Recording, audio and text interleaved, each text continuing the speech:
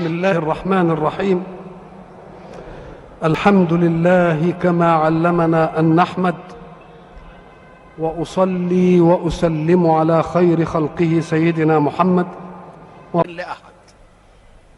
وحين يعلن ولاءه دائما كل يوم 5 مرات، ويعلن ولاءه الجماعي كل أسبوع مرة، يتعالم الناس ذل العبودية في بعضهم، فلا يختبئ واحد بالعبودية ثم يبرز للناس بالجبروت، لأن الولاء العبودية قد أعلن للناس جميعا.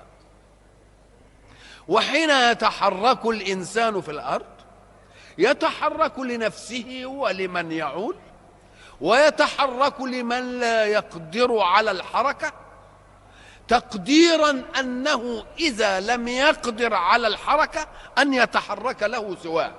ولذلك الكافرون بالله يضعون مثل هذا النظام، فيأخذون التأمين من القادر ليعطوه له ساعة يكون عاجزا. إذن فكل ذلك العمل يعود على ذات الإنسان. ومن الممكن في هذه الأشياء أن تحصل من عبد لعبد، فمن الممكن أن يوجد طاغ يشهد الناس له بأنه لا قوي سواه، وأنه لا أمر دون أمره، ويعطونه الأوصاف التي تكون لله، كما فعل مع فرعون القديم والفراعنة الحديثين.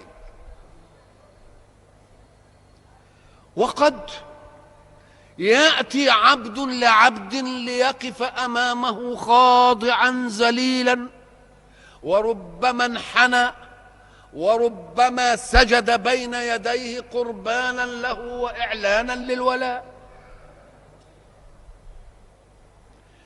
وربما جاء إنسان بشيء من ماله فقدمه هدية إلى أصحاب الشأن كما يقدم الزكاة للغير.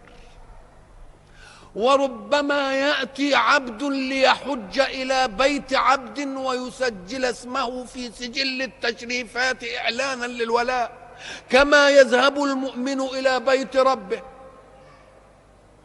لكن أروني عبدا يتقرب لعبد بأن يصوم له. لا يوجد في دنيا الناس هذا اللون من التكريم ولا من الخضوع. لماذا لا يوجد؟